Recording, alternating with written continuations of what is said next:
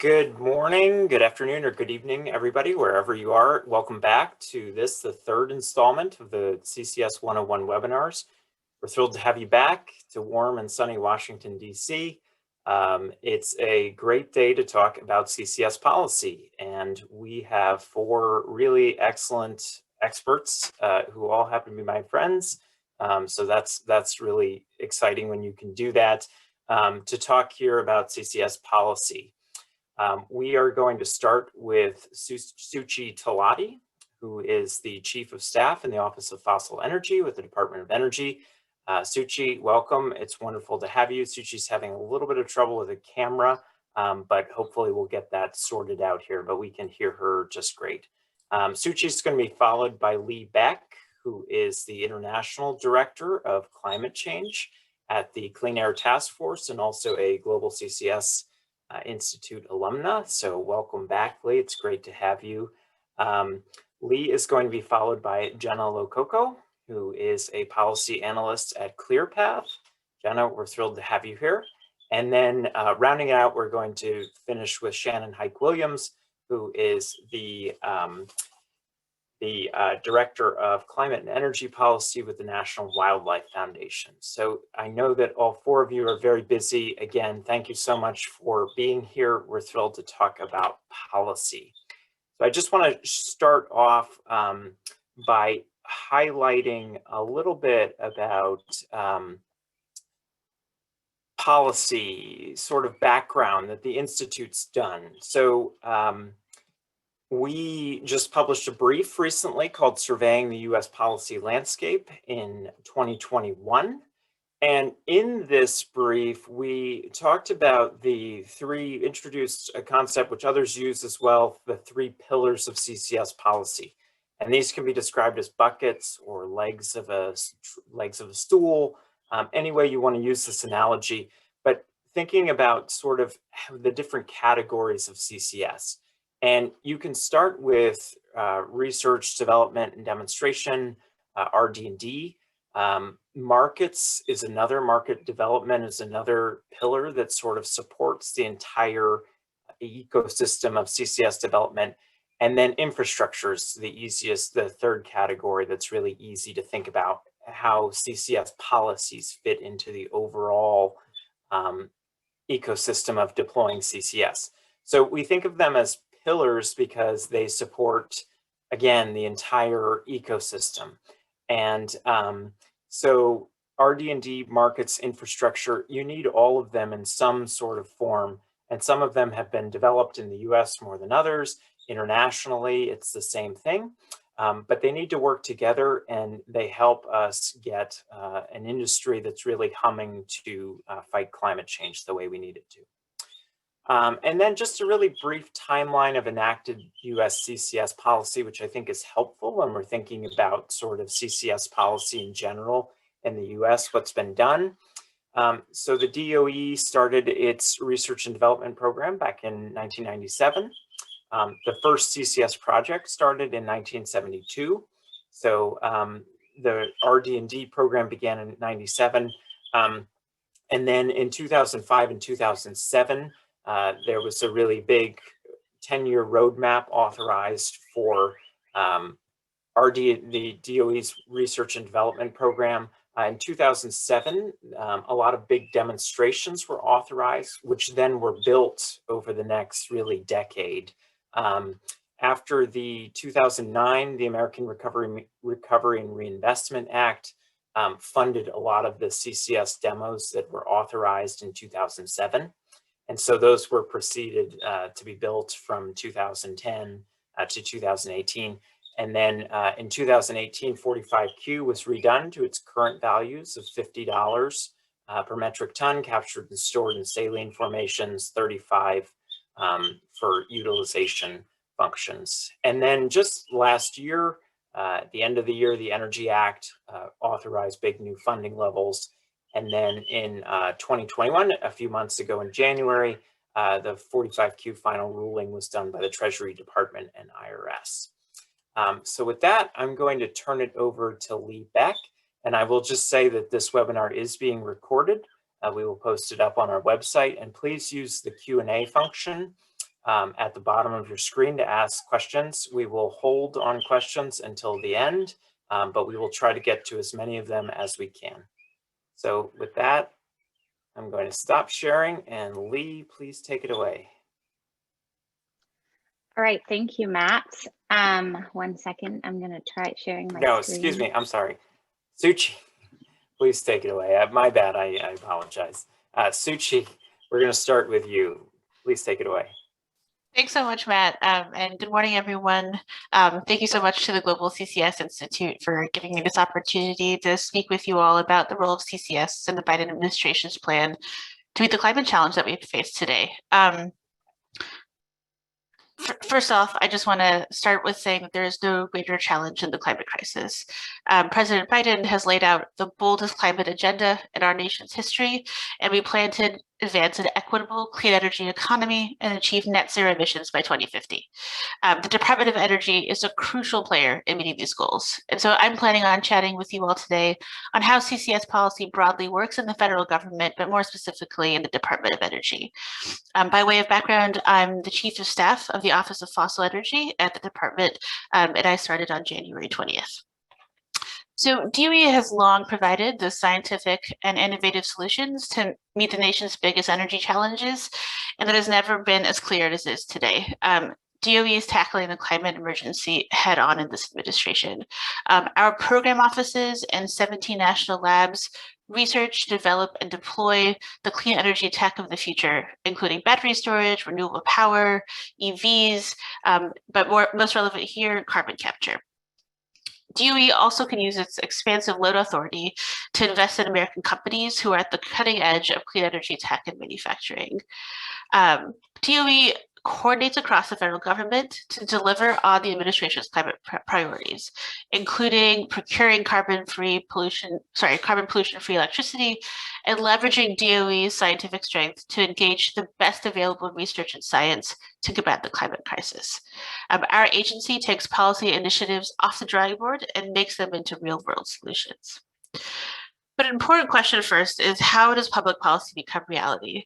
And how does that process work? So federal agencies develop budgets based on the administration's goals.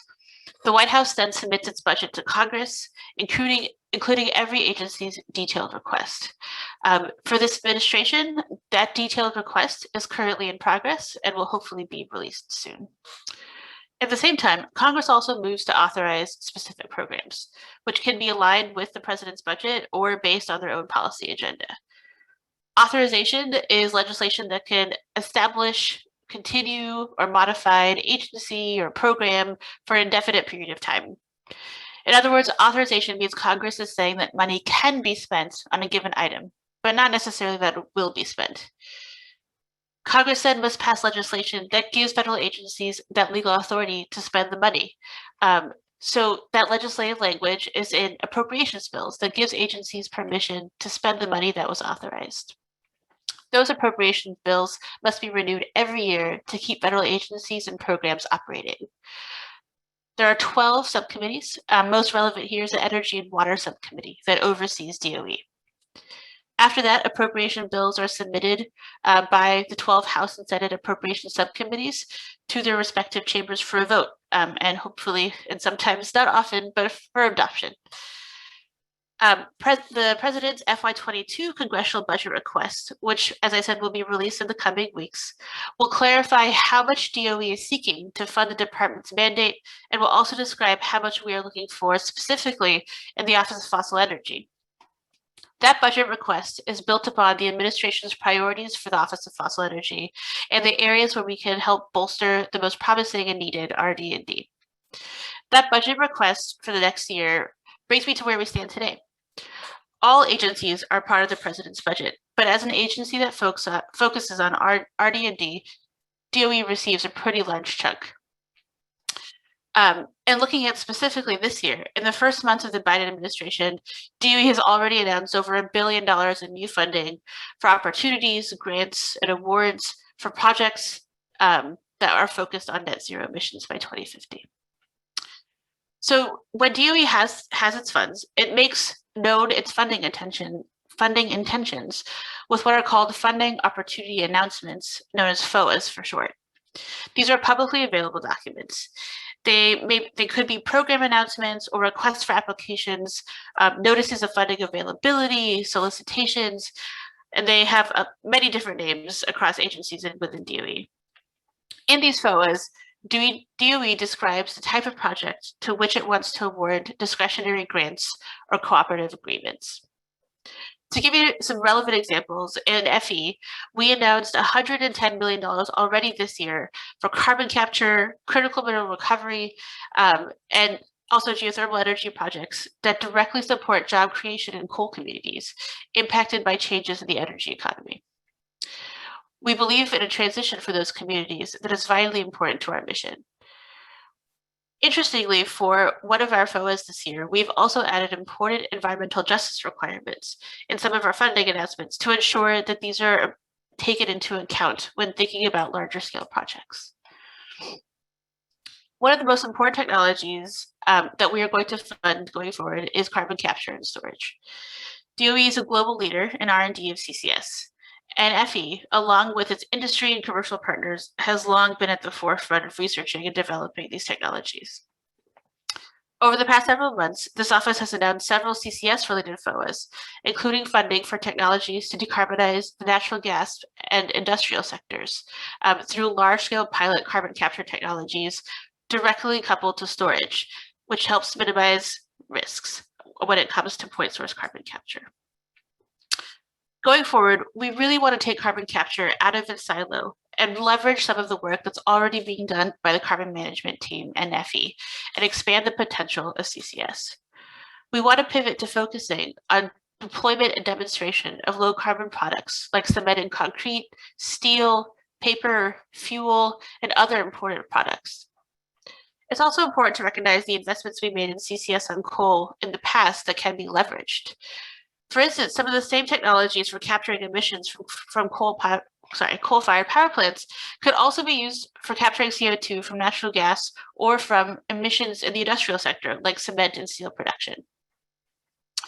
Carbon capture on committed emissions infrastructure, like natural gas-fired power plants, that likely won't reach retirement age over the next decade, can also be good candidates for CCS.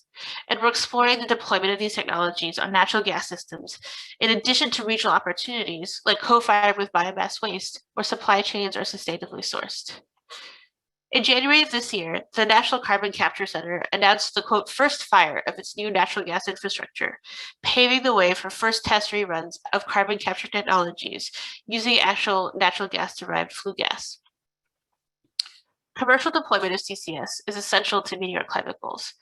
Many international bodies, from the IPCC to the IEA, recognize that CCS is an essential technology for the low carbon economy at the lowest possible cost. Of course, there are still many challenges to these technologies, including, most notably, a shortage of policies that help make carbon capture and dedicated storage economically viable. The 45Q tax credit offers the potential for widespread availability of carbon capture tech.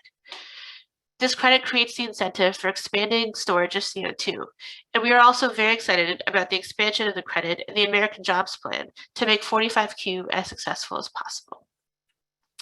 45Q has been expanded several times since it was initially established in 2008, most recently in December 2020. With the potential expansion of the American Jobs Plan, this rule could help unlock significant investment in CCS in the future. In addition to 45Q credits, several states also offer tax incentives for carbon capture and sequestration. An additional important piece of this puzzle is demonstration, especially for riskier projects. For CCS in the industrial sector, this is expensive, but with bills like the American Jobs Plan, we can make real progress in making CCS scalable.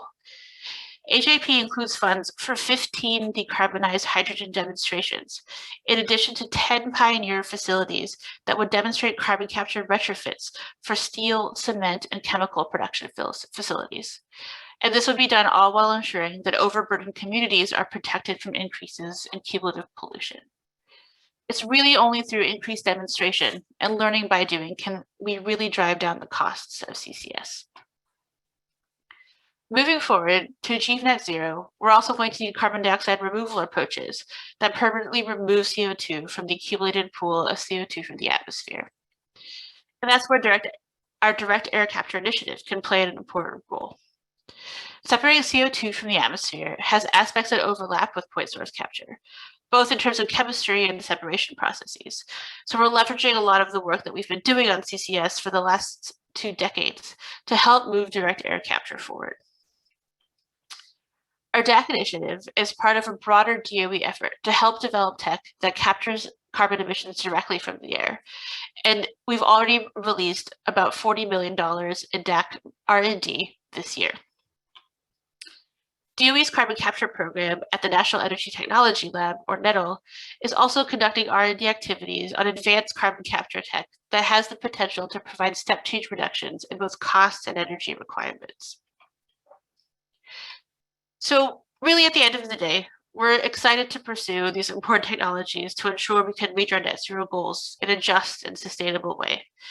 It's not just about the R&D we pursue, but how we implement these projects. Thank you so much for giving me the opportunity to speak with you all about DOE's work in this space and how we're trying to move policy forward. And I'm really looking forward to taking some questions. Suchi, thank you so much. We're thrilled to have you. I know you're very busy, so we really appreciate your taking an hour out of your day to join us and to hear about CCS and the DOE and the Biden administration priorities. Next, we will have Lee Beck talk to us about Clean Air Task Force and their work in CCS policy. Lee, take it away. Thank you so much, Matt. And thank you so much, Suchi, for this fantastic overview of everything DOE has been doing in this space. Certainly, US government has done more than any other government in the world to commercialize these technologies. Can you see my screen, Matt? Can see it. Looks okay, great. I can't see anyone else anymore.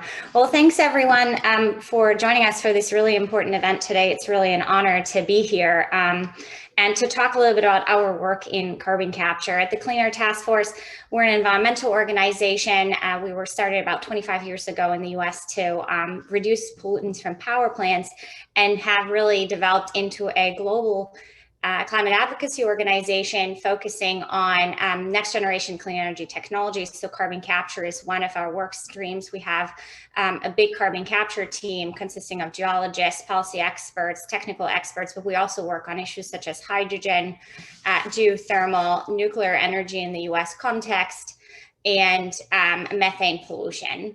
What I'm going to do today is talk a little bit about our carbon capture work in the US and Europe and the incredible and unprecedented momentum we've been seeing in this space.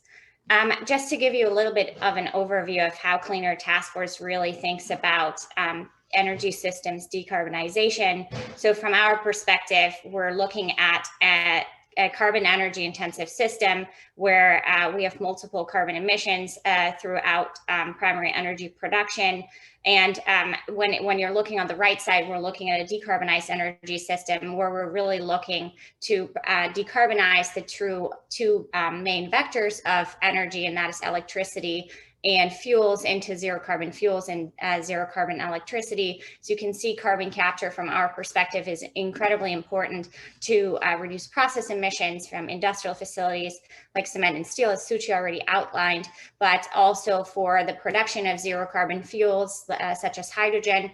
An imperative are, of course, system-wide methane emissions controls on any gas reforming or natural gas power plants with carbon capture for zero carbon electricity. From our perspective as well, I think this chart has probably stirred a lot of headlines around the world last week. We are really focused on innovation as an imperative for decarbonization because, as you can see from this chart, 75% of emissions reductions are expected to come from technologies that are not yet mature. That includes the majority of renewable energy technologies. Demonstration carbon capture technologies are currently in the demonstration or early adoption phase. So there's a lot more to do from our perspective. At the Clean Air Task Force, we're looking at climate mitigation as risk mitigation. And because we believe that each region or country has to have the ability to decarbonize with the technology portfolio that matches its own structural economy. We think that we need to keep all options on the table and make sure that we bring all technologies to the commercialization stage so they can be deployed in those regions or countries that need them to decarbonize on an equitable basis. And so carbon capture fits very well in this paradigm, because of course it's important to decarbonize electricity at lowest cost from a system perspective, but also it is the only option for the decarbonization of cement and steel sectors. And then of course we're looking beyond 2050 also as massive amounts of carbon removal, where carbon capture, removal and storage technologies will play an important role. So the way we think about this before I go into our policy framework is really, we think that innovation policy needs to take technology like carbon capture through the different development stages to reach wide scale use. And to do that, policies need to meet success factors, which you can see on the right side. So they need to lower costs, they need to enable fast project deployment. So for example, right now it takes 4 to 6 years on average to deploy projects. Cost reductions are really high from plant to plant, because we're learning so much as we're building the first 3 to 5 plans. We also need to make sure that there's easy access to financing. So for example, Suchi talked about the demonstration grants. Most of the facilities that have built in the US already today weren't actually able to receive traditional financing in capital markets. And then most importantly, and I think that's what the global attention has shifted to, is moving ecosystem roadblocks out of the way. So we need to scale up CO2 transport and storage infrastructure at the same time as we're helping emitters capture their carbon. So if we're looking at the US and Europe, there's really been unprecedented momentum that has built really over the past 3 years, but I personally feel like it's really picked up over the last 6 months. So looking at the US, we talked about the 45Q tax credit reform in 2018. As a result, we've seen more than 40 project announcements in the US. And this really foreshadows what could be done if we're perfecting the policy framework in the United States, which we'll talk about in a little bit. In Europe, it comes as a surprise to many, but there's also unprecedented corporate momentum. More than 40 projects are on our list. We're currently working on a similar carbon capture map for our European work. And what we're really seeing is this is the next generation of carbon capture facilities. They're driven by first movers. So if we take the European example, clusters in Norway, the Northern Lights project, and the Port of Rotterdam Port. There's 2 projects that are backed by multi-billion-dollar investments from their respective governments. In the US, Occidental Petroleum is one of the first movers, really drawing in new partnerships and new companies and new technologies to deliver decarbonization across a variety of sectors, including a cement plant in Colorado, and for example, the first direct air capture plant at scale in Texas. And we're also seeing a lot of kind of new business models. And in Europe, we're talking about a CO2 storage company that was formed as a result of the Northern Lights project, and new partnerships. Another example in Europe, Microsoft and Ørsted and Aker Solutions are looking at retrofitting biomass-fired power plants to deliver carbon removal. So really exciting developments with really exciting new players from the tech and finance sector as well. So diving into the US policy framework, certainly, as Suchi already said, American Jobs Fund is the biggest proposed investment into carbon capture commercialization ever put forward by a single government. This chart is really a new chart for us at Clean Air Task Force, because it's really supposed to show the incredible precision and detail that we're going into to commercialize these technologies in the policy space right now. So what we're really trying to do is we're trying to provide capture incentives with 45Q tailored to different applications. So for example, you're looking at power plants or industrial facilities with a different value than direct air capture. And then also at the same time, building out the CO2 infrastructure so those emitters can be connected to the CO2 storage that is commercialized via the SCALE Act. So from an enhancement perspective for 45Q, the most important aspects right now is direct pay option, are the increased values that you can see on the screen, a 10-year extension. Right now, 45Q will expire at the end of 2025. And with the 40 projects that have already been announced, this really foreshadows what could be done if we just tweak this policy framework and tailored it more to what we know these facilities need and what we've learned over the past couple of years that these facilities need. Again, as I said, many projects are right now being built close to, or being announced close to storage, close to existing infrastructure. So it's really important that the SCALE Act is this missing piece, that we're investing in the CO2 storage commercialization and also enabling emitters to connect to storage while supersizing infrastructure. So we're building out the net zero infrastructure we need in the most efficient way. If enacted, these policies from Clean Air Task Force analysis, I think could help grow US carbon management capacity 13-fold by 2035, which from our perspective would essentially constitute a commercialization pathway. In Europe, the situation is similarly exciting, but not as detailed or clear from our perspective. So as I said, historic multi-billion-dollar euro investments in the UK. We have a lot of policy momentum around industrial decarbonization clusters, and as part of the 10-point plan, they're working on further technology-specific policy actions, such as contract for differences. Further countries in Europe have made policy announcements over the past couple of months. To many people's surprise, Germany, but also Sweden and Denmark. Within the European Union, carbon capture pops up in a lot of different policy strategies, but doesn't really have a strategy on its own. Right now, the two biggest policy drivers are the Trans-European Energy Infrastructure Regulation and the EU Emissions Trading System, which also includes the Innovation Fund, which is a capital grant mechanism, where the first round just closed a couple of months ago. Multiple carbon capture facilities have been advanced in the process, but more than 1/5 of all projects that applied were carbon capture facilities. So there's really this big corporate and private sector interest in decarbonization. So from our perspective, what has to happen in the European context is to really continue this front loading of investment in CO2 infrastructure, as Norway and the Netherlands have shown, to make sure that we can decarbonize across Europe. And because given that in the European context, and unfortunately I can't show a map on this, geologic storage is inequitably distributed, we think that front loading this infrastructure planning and understanding is really important to make sure that all emitters in the European Union context have access to CO2 storage.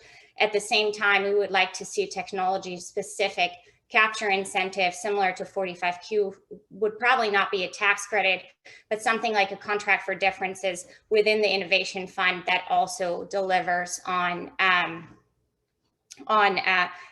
capital grants. I invite you to follow us on 10E Tuesdays, where we every Tuesday provide new perspectives on European policymaking within the 10E framework, but also with projects and influencers and policy leaders together with Bologna, which is another NGO. From our perspective, just to round out this presentation, President Biden will go to Brussels in the mid of June, and we actually think that the US and Europe have a lot to learn from each other. And the European Union actually has proposed a US-EU Green Tech Alliance. So from our perspective, starting in Europe, what we're seeing is there's comprehensive climate policy with higher targets, more climate ambition. There are different targets for carbon removal and emissions reductions to really safeguard climate mitigation efforts in the near term. There's the front loading of CO2 infrastructure investments and the delivery of CO2 storage business models with the Northern Lights project and the Porthos project, something again that the American side could learn from the Europeans. And there's a lot of industrial decarbonization where the industrial clusters are really coming together with multiple stakeholders, municipalities, companies, to scope out what the future of manufacturing could look like in these European industrial clusters. Again, something that we would like to see replicated in in the American context. In the US, a very strong innovation framework, as I already discussed with 45Q. Again, CO2 capture specific deployment incentives via 45Q is something that we'd like to see in Europe, just because of the ability to really pair well with the front loading of CO2 infrastructure investments. And of course, we're already seeing direct air capture at scale being planned. So that's something that we need to follow suit on in Europe. So we think this is a great potential for future partnership between the two areas and across the Atlantic. And I will stop here, and I'm looking forward to your questions and my fellow panelists' presentations. Great, thank you, Lee. Appreciate it. Next, we have Jenna Lococo. Jenna, Lee, if you want to stop sharing your screen. Yes, I'm just trying. Perfect, great. Okay, Jenna, please take it away. All right. Can you see my screen? Can see it, looks great. Okay, perfect. All right, good morning, everyone. Thank you for having me here today. As Matt said, my name is Jenna Lococo. I'm a policy analyst at ClearPath, and I focus on carbon capture and storage policy and regulatory reform. A little bit of background on ClearPath. We are a nonprofit whose mission is to develop and advance policies that accelerate breakthrough innovations that reduce emissions in the energy and industrial sectors. We work across the clean energy technology spectrum, with carbon capture being one of our focus areas. So to level set, we can think of the greenhouse gases building up in the atmosphere like a bathtub being filled with water. And like a bathtub, if it fills faster than can be managed, a little overflow is not ideal. And significant overflow will cause all kinds of problems. We at ClearPath agree with organizations like the International Energy Agency that carbon capture and removal technologies are essential to meeting global emission reductions and temperature targets. Carbon capture is a critical technology because it reduces emissions from existing energy infrastructure. It helps to mitigate hard to decarbonize sectors. It's a pathway for low carbon hydrogen production, and it can achieve negative emissions under certain applications. And right now is a really exciting time for carbon capture. So far this year, we've seen a big wave of private sector investments and announcements. There have been projects announced in a diversity of sectors. There have been multiple carbon storage hub announcements. The oil and gas industry is mobilizing significant sums of capital to invest in this technology. And even Elon Musk demonstrated his interest this year when he announced he'd be donating $100 million towards a prize for the best carbon removal technology. And these latest industry signals indicate that carbon capture will be an essential part of industry's business strategy moving forward. And on top of that, at the end of 2020 and the start of 2021, carbon capture hit what we have deemed the policy trifecta. There were new aggressive R&D authorizations included in the Energy Act of 2020. There was a 2-year extension of the 45Q tax credit, which is a tax credit that incentivizes carbon capture and sequestration. And the IRS issued final rules on how project developers can properly claim the 45Q credit. Between these industry announcements and this policy trifecta, there is a lot of positive momentum in the carbon capture space that we need to continue to build on. So when ClearPath thinks about effective policy, we're focusing on how that policy can move technologies up the global S-curve from early research to global deployment. So for today's discussion, I wanted to focus on 3 pillars that we think are key to accelerating the deployment of carbon capture and moving the technology up the S-curve. First, by lowering the cost. Second, by building out of infrastructure. And third, by streamlining the permitting process. So reducing the cost of carbon capture, utilization, and storage is essential to accelerating deployment. And one of the things that can help drive down the cost of this technology is continued federal investment and research, development, and demonstration. RD&D investments are needed to help lower the risk for private investment, to help scale up technologies, to develop new innovative technologies, and to maintain the US as a leader in carbon capture. The Energy Act of 2020, which was passed at the end of last year, authorized a comprehensive carbon capture R&D program, and if fully funded, these programs will help to scale up carbon capture. And tax credits are another way to lower the cost of this technology. The 45Q carbon capture tax credit is viewed as the single most useful tool in spurring the development of carbon capture, utilization, and storage projects. It was originally enacted in 2008 and since then has undergone a number of changes to improve the utility of the credit. And most recently, it was extended by 2 years. However, further extension and expansion of this credit is needed to provide longer-term certainty for projects and to make it more accessible to a broader portfolio of technologies and applications. So far, 45Q has led to the announcement of upwards of 30 projects, and improving accessibility to this credit will allow for further development. And right now, there are a number of proposals in Congress that are aiming to do just that. And some of the areas we think should be addressed in 45Q changes include increasing the credit value, as additional value is needed to motivate carbon capture at scale. Additionally, an increased credit value also helps to incentivize novel technologies. Also, reducing the minimum capture eligibility requirements is important so more projects can qualify for the credit. And extending the duration of the credit will provide more certainty for project developers. A significant build out of CO2 transport and infrastructure is also needed for widespread carbon capture deployment. As the carbon capture industry grows, it's going to mature away from capturing and storing at individual facilities into regional hubs. And these regional hotspots will be located where there's favorable geology and highly concentrated sources of CO2 to support capital-intensive infrastructure. This shared infrastructure will enable more CO2 capture by connecting storage locations and emitters, realizing economies of scale, and creating a carbon management market. The US currently only has 5,000 miles of CO2 pipelines, and this is going to need to be magnitudes and magnitudes higher to enable deployment of carbon capture at the levels needed. But there's a chicken and egg problem that currently exists. The infrastructure must exist or be committed to be built to enable carbon capture projects to happen, but carbon capture projects must exist for the infrastructure to be committed. So there's currently a bipartisan proposal in Congress looking to help address these issues, which is known as the SCALE Act. And the SCALE Act establishes programs to support the build out of this infrastructure and focuses on enabling large capacity common carrier infrastructure projects. So I wanted to highlight a few of the programs included in the SCALE Act that aim to overcome the barriers to wide-scale deployment. It authorizes grants for front-end engineering design studies, which are a critical early step to moving projects forward. It would create a new low-interest loan and grant program for CO2 transport infrastructure, which will lower the risk for private sector investment. And it builds on the existing Department of Energy carbon sequestration program to focus on projects that could serve as storage hubs. And lastly, even if we can lower the cost of the technology and plan to build out supporting infrastructure, we can only capture and reduce carbon emissions as fast as we can permit the projects to do so.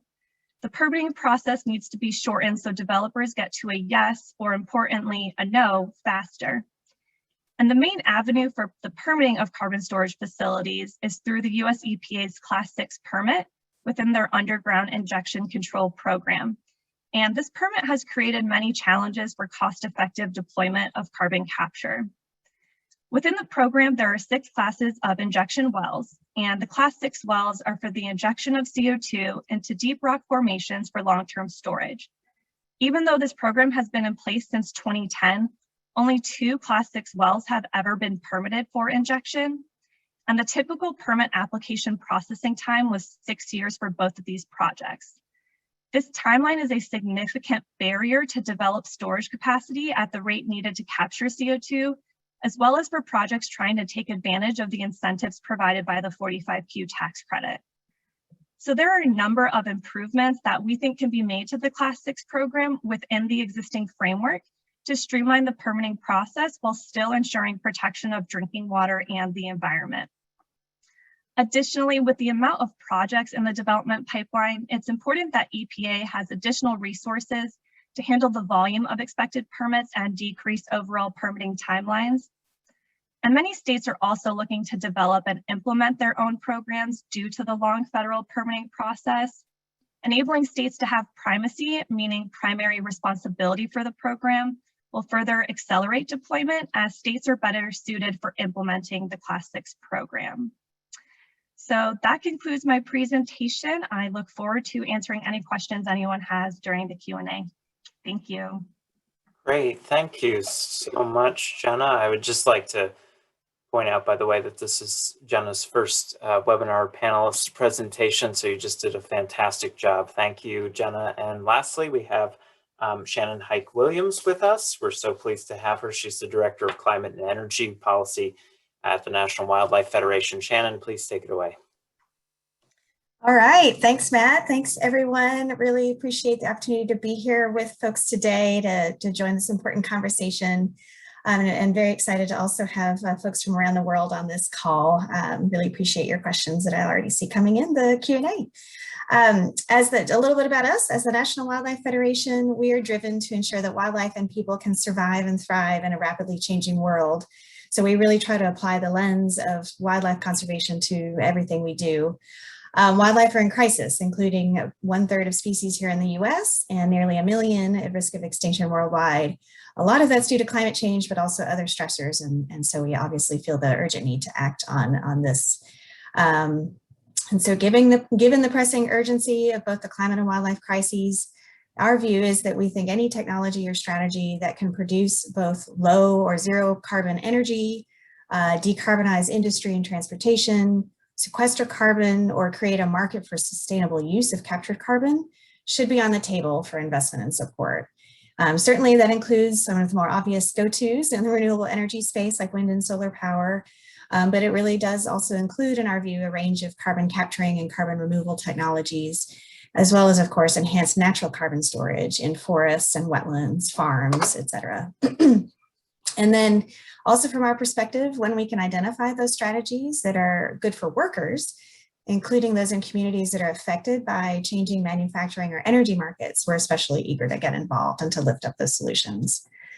As we heard from our earlier panelists, carbon capture is not a small thing. It has the potential to really have a significant contribution to addressing the climate crisis. It can reasonably be expected to achieve about 14% of the greenhouse gas reductions that we need to reach mid-century goals. And it is perhaps the primary way to decarbonize industrial sectors like cement and steel and other types of production. The need to ramp up investment in carbon capture for use in industry is especially dire as we struggle to deal with and recover from COVID-19. The effects of the coronavirus on the industrial sector are significant. Demand has declined for many commodity products, leading to plant closures and other major financial and operational consequences for US industry. So if we can incentivize investment in low carbon technologies, processes, products, markets, perhaps we can help restore jobs as well. And then for the US, maybe help restore some of our leadership in clean manufacturing as well. Fortunately, as we've heard from other panelists, bipartisan support for CCS has been growing in the US. Building on adoption of the revamped tax credit in 2018, the 45Q credit, and passage of the measures that Jenna mentioned in 2020 to bolster federal R&D spending on CCUS, bipartisan groups of policymakers are at it again and have been advancing important proposals this year too. Jenna already went through the SCALE Act, so I think I can just pass that one along and just echo our support for that bill.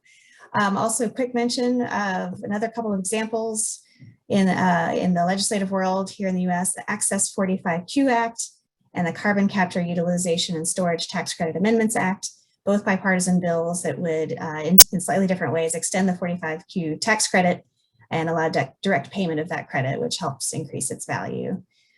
So these types of measures should provide greater financial certainty for project investors and increase future deployment of emissions reducing projects.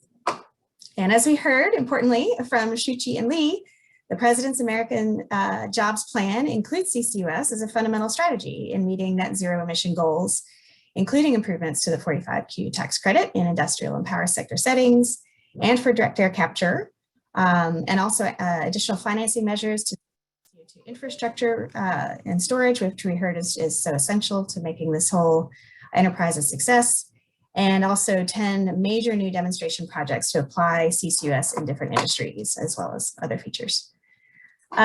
So the National Wildlife Federation is supportive of all of this. We would particularly like to see increased tax credit values for industrial carbon capture, direct air capture, geologic storage, and climate safe carbon utilization. As we see it, this is the future of CCUS, at least domestically, yet all have cost hurdles challenging greater deployment. Economic recovery and infrastructure policy offer a tremendous opportunity for CCUS to bring Americans back to work while helping industry drive down emissions to secure a safe future for our kids and our natural heritage. But we must build out this carbon management economy responsibly from the start, and with understanding of and readiness to mitigate any potential impact on local environments and communities that are already overburdened with pollution. And federal investments should prioritize economic opportunities in disadvantaged and deindustrialized areas, and those regions with lost fossil fuel and manufacturing jobs, to help ensure everyone has a place in the new climate economy. Biden's American Jobs Plan commits to protecting overburdened communities and from pollution effects of CCUS projects, and to prioritizing community engagement in large-scale carbon storage efforts. This is a great start, and we need to ensure that these things happen. Confronting climate change is very complex. It will always involve balancing the needs and interests of communities and the stability of the planet as a whole. But we believe a collaborative solution that is responsibly and inclusively crafted and based on sound science can meet both climate and socioeconomic goals. Real people on both sides of the aisle in the US and plenty in the middle are increasingly alarmed about our changing climate and want to see action. They want to know that their kids will still be able to hunt and fish in the same forests and streams as their grandparents, and to breathe clean air and drink clean water. So we have to keep all climate solutions on the table to give ourselves a chance at stabilizing climate. This means carbon capture, use, and storage must be a part of the mix, and done smartly. Thanks very much. Look forward to the questions. Great. Well, thank you so much, panelists. This was just a fabulous set of speakers. You jived very well together. I'm going to start off a question. We're getting questions about funding coming through. How much money? How do you get DOE funding, for example? If you're interested in developing a project, sort of whom do you contact, or how do you go about getting DOE funding? So I guess, Suchi, this would probably be a good question, sort of, how do you even approach this process?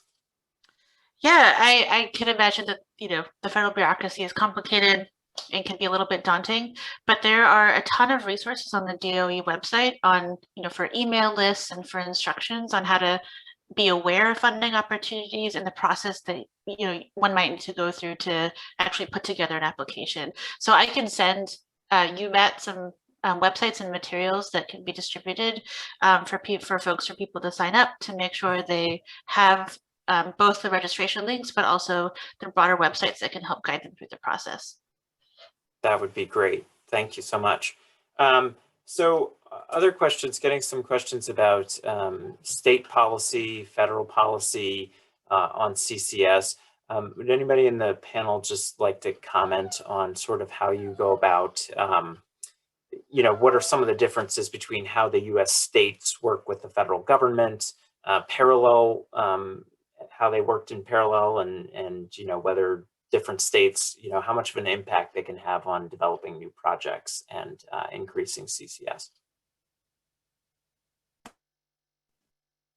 Yeah, so currently Wyoming and North Dakota are the only states that have Class 6 primacy, meaning they have primary responsibility for that program. There's a few other states that are in the pre-application phase, and we're hopeful more states we'll go through that primacy process as states are better suited for implementing the program.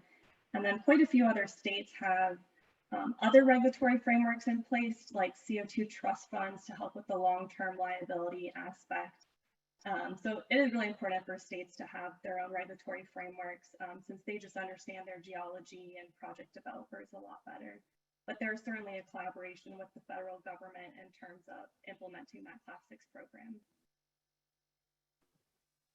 Great. Anybody else on the panel?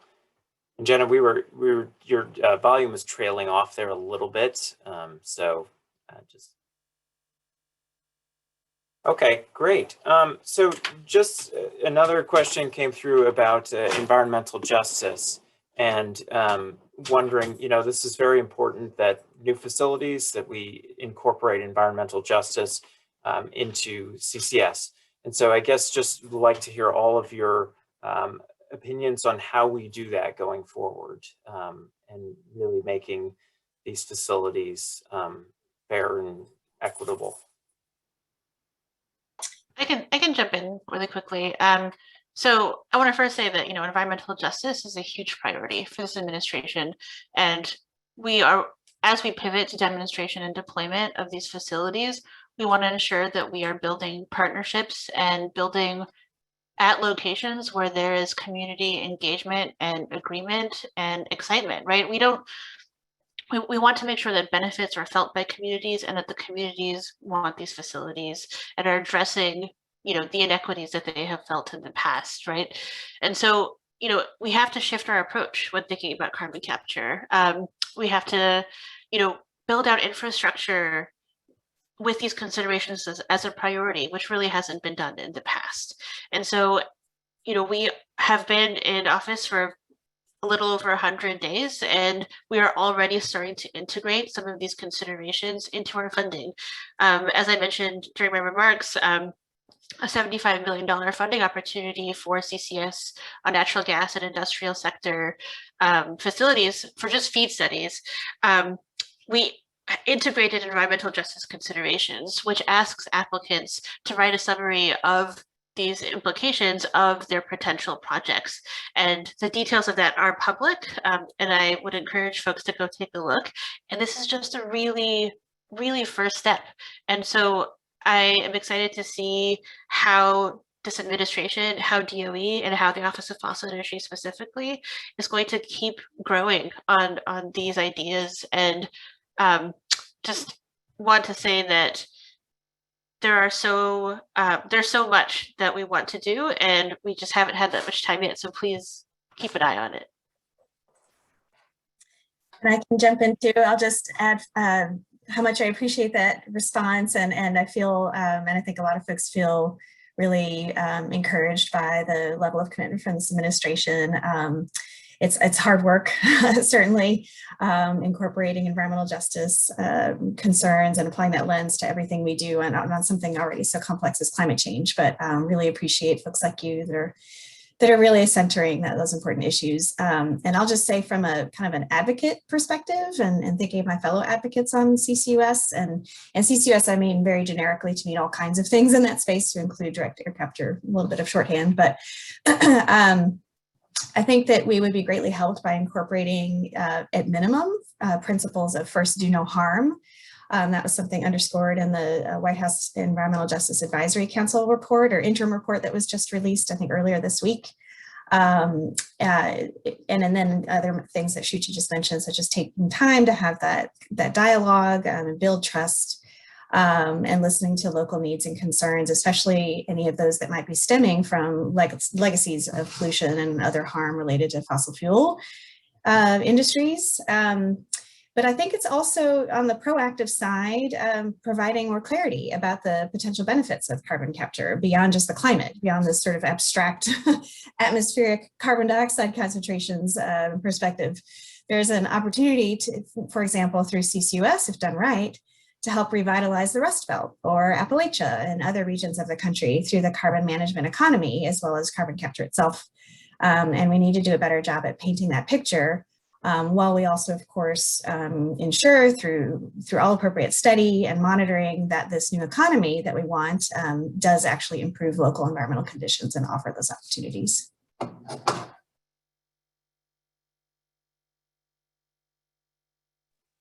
Jenna or Lee, do you have any thoughts you'd like to add to environmental justice? Yeah, I mean, I agree with everything that Shuchi and Shannon have already said. I think we need to do more to understand where these plants will be located and what the optimal way of engagement is. And of course, Clean Air Task Force is doing a lot of research, understanding really the pollutant impact, and looking into where these facilities will be located, how we can really safeguard also safeguard existing jobs and create new jobs. So the American Jobs Plan also included, or not only a 13-fold capacity of carbon capture increase, but also with it hundreds of thousands of jobs could either be safeguarded and created. So I agree with everything that has been said. I am incredibly positive, and it's really fantastic how Suchi described how the new paradigm that DOE is taking to really making sure that this is our chance to build a new industry, but this is our chance to build this industry in an equitable and just and fair way to communities. So this is just fantastic, and we're looking forward to working with Suchi and her colleagues on this.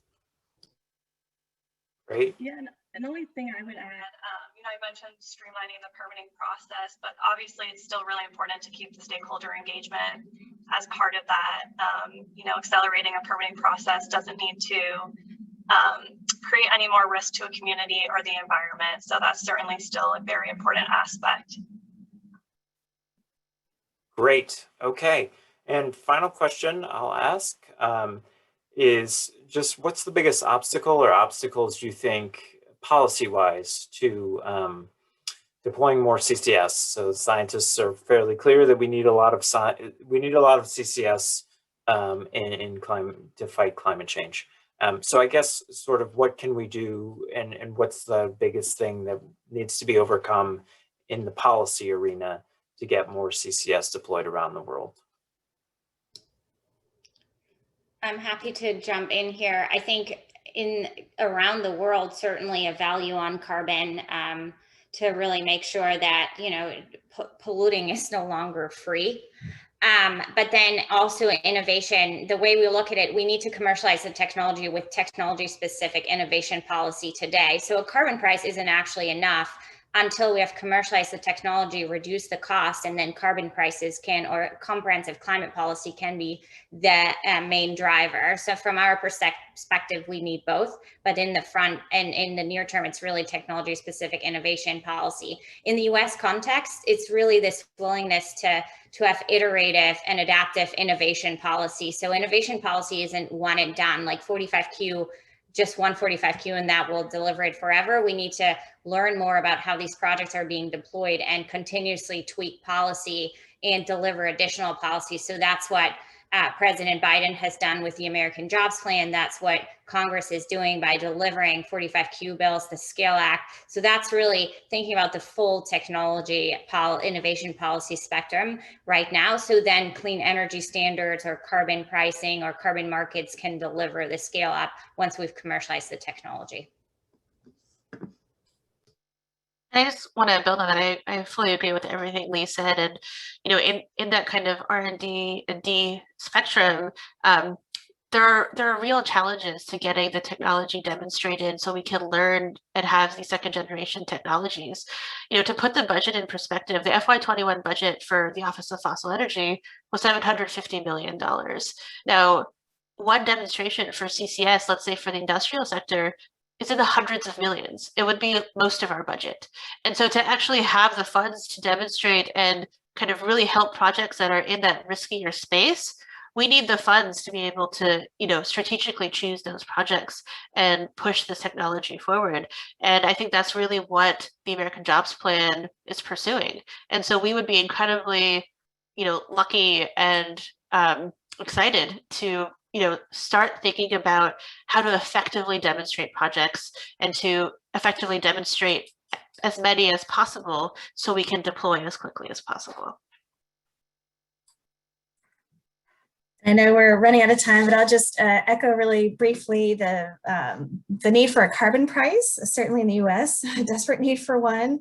And that will take care of a lot of that sort of incentive to really kickstart a market transformation that we need to really meet our climate goals and a lot of the innovation to kind of meet the new demand. Of course, it is not everything either, especially given how long we've waited in the US to really seriously address climate change. So I just would agree with Lee and Shuchi on the other points and just maybe emphasize a systems approach is really kind of what we need. If it was just sort of one silver bullet policy, but I think we really need to make all kinds of investments to make CCS a sure thing as well as create demand for the carbon embodied products, plan out the infrastructure, and do the research we need to bring costs down. So just thinking holistically, I think, is what we need to keep doing. Yeah, Great. I would Any say, last words? yeah, just policies that focus on lowering the cost overall and focusing on innovation. This is a global challenge, not just a US emissions problem. So the US is a world leader in this technology.